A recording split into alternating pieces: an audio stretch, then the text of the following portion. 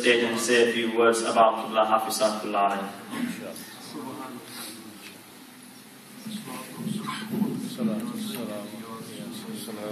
نحمده ونصلي ونسلم على رسوله الكريم أما بعد فأعوذ بالله من الشيطان الرجيم بسم الله الرحمن الرحيم وعباد الرحمن الذين يمشون على الأرض هونا وإذا خاطبهم الجاهلون قالوا سلاما والذين يبيتون لربهم سجدا وقياما صدق الله العظيم وصدق رسوله النبي الأمين الكريم إن الله وملائكته يصلون على النبي يا أيها الذين آمنوا صلوا عليه وسلموا تسليما اللهم صل على سيدنا ومولانا محمد وعلى آل سيدنا ومولانا محمد وأصحاب سيدنا ومولانا محمد وبارك وسلم. Dear respected ulama, brothers, sisters, assalamu alaikum. All praise is due to Allah, Lord of the heavens and the earth, and Master of the Day of Judgment. And we ask Him to shower His blessings and mercy upon His most beloved of creation, the light of our hearts, Sayyidina Muhammad sallallahu alayhi wa sallam. Ignoring the usual etiquettes of a long introduction to the topic, due to the shortness of time, we are gathered here today in remembrance of a great personality who was known in person to many of the people who are present here today. And why are people remembered? Why are personalities remembered?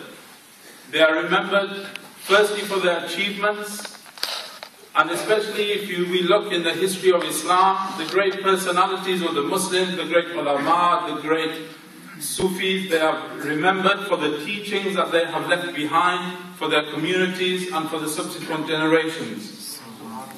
So as well as remembering the personality of Hafiz Professor Fateh Muhammad Sahib Rahmatullah Alayhi today, we should also remember some of the teachings that he left us behind, some of the advice that he gave us during the time that he spent amongst us.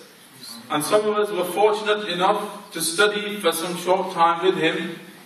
And three things stand out from his life which he emphasized time and time again to his students and to the community at large. The first thing, probably the most obvious thing that stands out when one looks at the life of Hafiz Sahib Rahmatullah Alayhi is his love of the Holy Quran.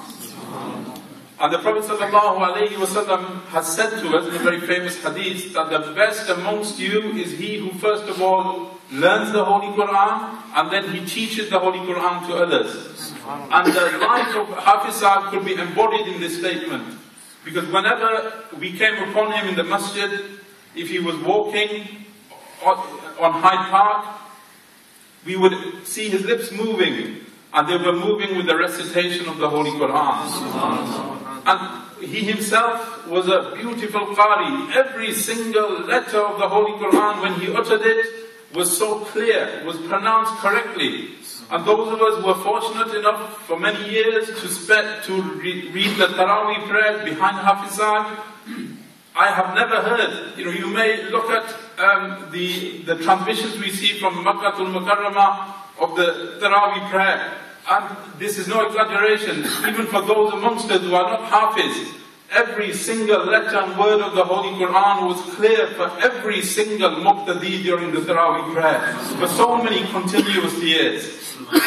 And he emphasized that to his students, to recite the Holy Quran properly, to give it the respect that it is due. It is the word of Allah subhanahu wa ta'ala, he used to tell us. And try to pronounce every letter as it should be pronounced.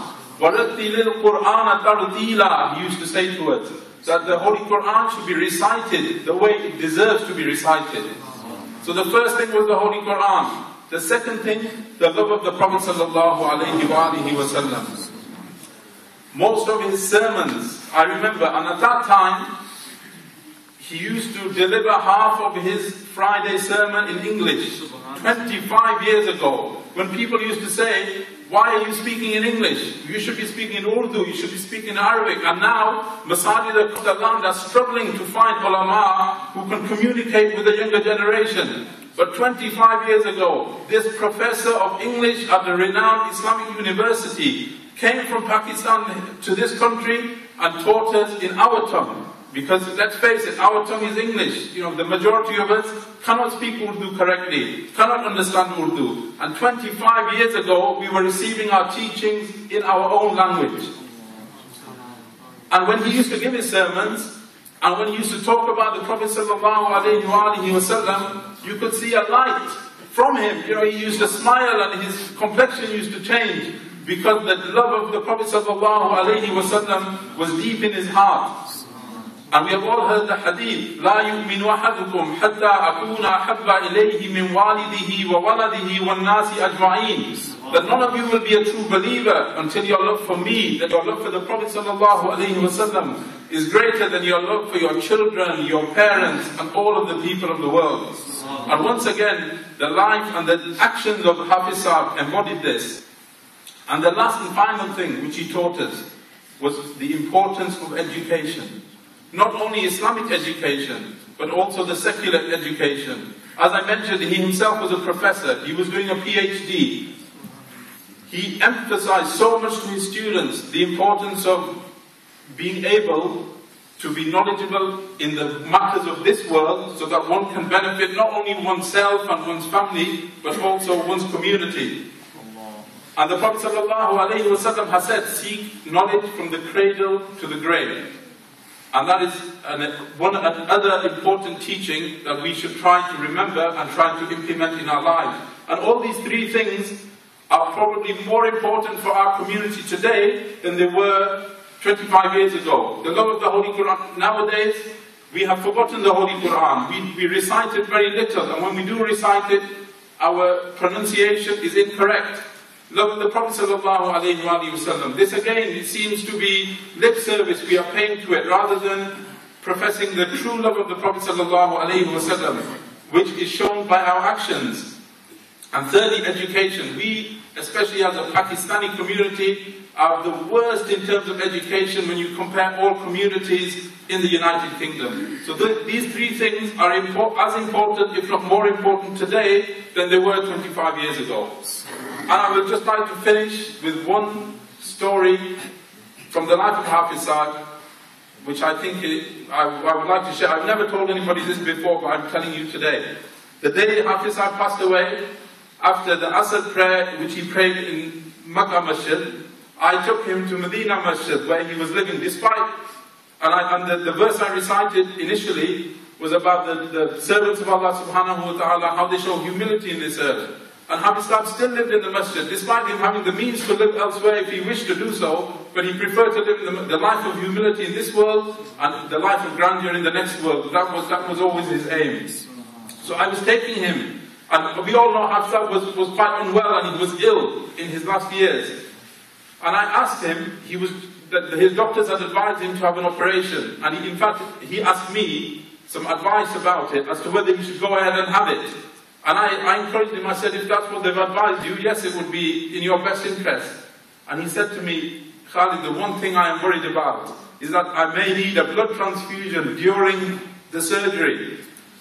And my only concern is that I'm worried that my memory may fail me if I go ahead with this procedure. So I asked him, inshallah, it's not a common problem, but what in particular are you worried about? And listen to this embodies him. He said, I am worried that my memorization of the Holy Quran will not be as strong after the surgery as it is before the surgery. Subhanallah. So not worried about his life, about his health, but how his health is impacting on his memorization of the Holy Quran. And the last and final thing, the last two acts of his life After Asr prayer, he gave a dars of the Holy Quran in this masjid. Surah Al-Baqarah, the last few rukus, we were going through Surah Al-Baqarah and he gave a dars for around half an hour. When he passed away in his office in Medina Masjid, he had a book relating to the Prophet ﷺ in his lap.